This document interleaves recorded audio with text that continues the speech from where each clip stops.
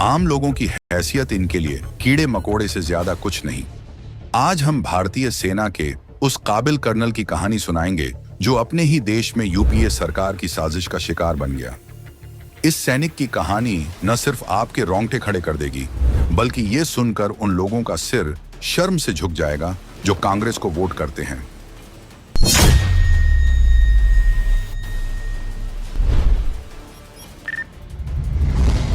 उन्नीस से कर्नल श्रीकांत पुरोहित सेना में थे।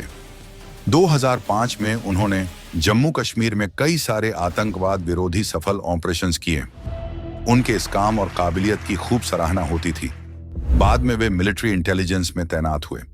ड्यूटी के दौरान उन्होंने आतंकी संगठन, इंडियन माओवादी और अन्य कट्टरपंथी संगठनों की जानकारियां जुटा ली थीं, और शायद कुछ आतंक प्रेमी ताकतवर लोगों को यह बात नहीं भाई।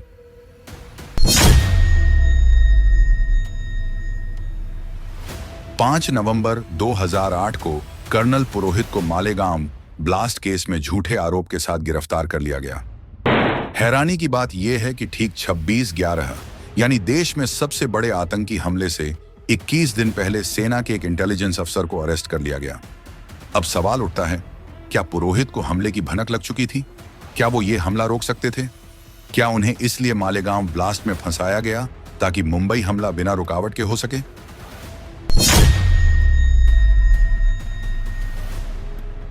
आरोप के मुताबिक गिरफ्तारी के बाद सेना के कर्नल के साथ एक युद्धबंदी से भी बदतर सुलूक हुआ। उनके हाथ पैर बांधकर तब तक पीटा गया जब तक कि उनके शरीर काले न पड़ गए हों। तब तक पीटा गया जब तक खून की उल्टियां होने ना लग गईं। मानसिक प्रताड़ना इस हद तक दी गई कि उनकी पत्नी और मां बहन को नग्न करने, उनकी आंखों के सामने परेड कराने की धमकी तक दी गई। उनके अपने सह फौजियों से प्रताड़ना दिलवाई ताकि उन्हें अंदर से तोड़ा जा सके। लेकिन कर्नल पुरोहित का जिगरा शायद स्टील का बना था, जिसमें न झंक लगे न धब्बे पड़े। कर्नल पुरोहित के मुताबिक उनसे जबरदस्ती कहा गया कि वे मोहन भागवत और योगी आदित्यनाथ जैसे नेताओं का नाम लें।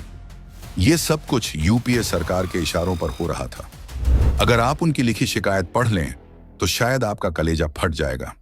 सेना के एक अफसर के साथ ऐसा सुलूक करने के लिए राहुल गांधी, सोनिया गांधी और चिदंबरम को तो छोड़िए, कांग्रेस पार्टी के एक एक कार्यकर्ता को कर्नल पुरोहित के पैरों में गिरकर माफी मांगनी चाहिए।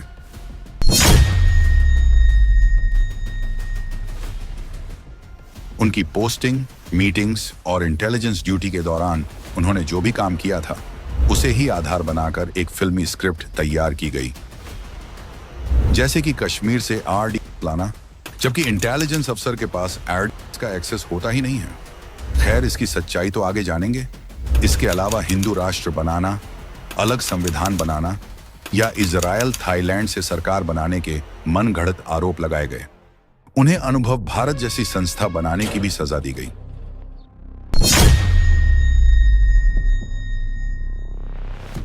आर्मी कोर्ट ऑफ इंक्वायरी में भी उनकी सुनवाई चली। कुल 55 लोगों से सवाल पूछे गए, जिसमें से 54 लोगों ने कहा कि कर्नल पुरोहित का आतंकवादी गतिविधि में कोई रोल नहीं हो सकता। कर्नल वाई.के. सिंह ने पुरोहित को आतंकियों और नक्सलियों के खिलाफ एक प्रभावी मुखबिर नेटवर्क तैयार करने के लिए तारीफ की। Colonel VS. तोमर ने पुरोहित को एक प्रेरित, साहसी और अच्छा फील्ड इंटेलिजेंस अधिकारी बताया। Retired lieutenant colonel S Riker ने साफ कहा कि मुझे नहीं लगता कि कर्नल पुरोहित किसी भी असामाजिक या राष्ट्र विरोधी गतिविधि में शामिल रहे हैं जिससे देश की या विशेष रूप से भारतीय सेना की बदनामी हो। इतने बड़े बड़े सेना के अफसर पुरोहित की तारीफ करते रहे, लेकिन ऐसे राष्ट्रभक्त अफसर के ऊपर इतने संगीन आरोप लगाते हुए कांग्रेस सरकार की आत्मा नहीं कांपी।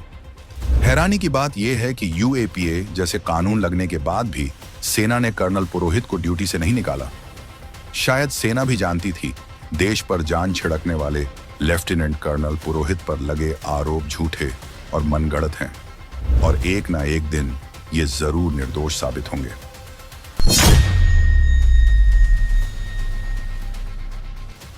दो 2011 में केस महाराष्ट्र एटीएस से एनआईए को ट्रांसफर किया गया, जिसके बाद चाहे आरडीएक्स लाने की बात हो, हिंदू नेताओं को फंसाने की बात हो या उन पर दबाव बनाकर जबरन जुर्म कबूल करवाने की बात हो, ये सारी बातें सामने आने लगी और सारे आरोप मनगढ़ंत साबित होने लगे।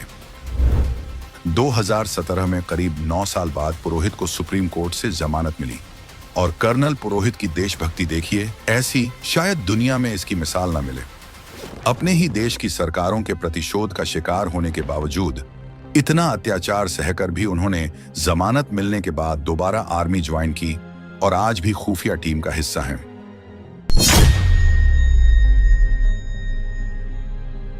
वैसे तो देश का दुर्भाग्य है कि ऐसा होने में 17 साल लग गए, लेकिन कम से कम देशवासियों को कांग्रेस सरकार के झूठे भगवा आतंकवाद का नैरेटिव तो पता चला। सुनवाई के दौरान सुप्रीम कोर्ट के सामने ये बात सामने आई कि पुरोहित को फंसाने के लिए कांग्रेसी दबाव में आकर पुलिस ने सही गुनहगारों के लीड को दरकिनार कर दिया। जैसे कि मालेगांव के जिस बीकू चौक के शकील ट्रांसपोर्ट के पास ये ब्लास्ट हुआ, उसी शकील ट्रांसपोर्ट की ऊपरी मंजिला पर कभी आतंकवादी संगठन सिमी का मीटिंग हॉल हुआ करता था। और तो और जो भी मनगढ़ंत सबूत पुलिस ने हासिल किए, उसकी जांच वो लोग कर रहे थे जिसके पास ना कोई फॉरेंसिक साइंस का अनुभव था, ना कोई सर्टिफिकेट और ना ही कोई डिग्री। वो अधिकारी थे भी कि नहीं, इसकी क्या गारंटी है। कोर्ट ने सारे सबूत ध्यान में रखकर पूरा अवलोकन करके अपना आखिरी फैसला सुनाते हुए कर्नल पुरोहित को बाइज्जत बरी किया। अब इन सबको देखकर तो यही पता चलता है कि मालेगांव ब्लास्ट के पहले ही कांग्रेस सरकार में यह नैरेटिव सेट कर लिया गया था कि हिंदुओं को कैसे बदनाम करना है।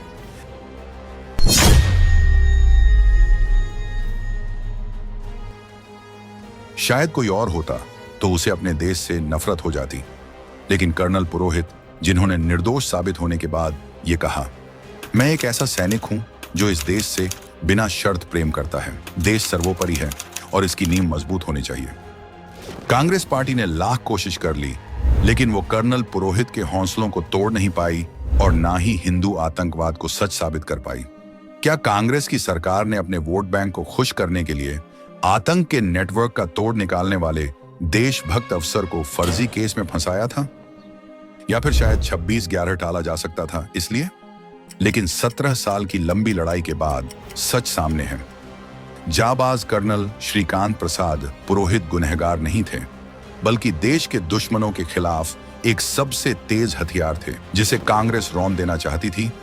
आज सब कुछ साबित होने के बाद भी अगर हम कर्नल पुरोहित की इस कहानी से अनजान रहेंगे तो शायद हम हर उस देश सेवक के गुनाहगार होंगे जो मां भारती के सच्चे सपूत हैं।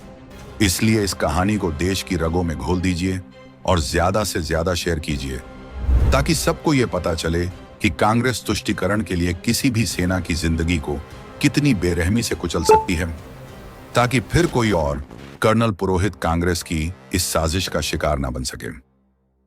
नाम बदला है, नियत नहीं। महाठगबंधन की जरूरत नहीं। आज ही लें संकल्प।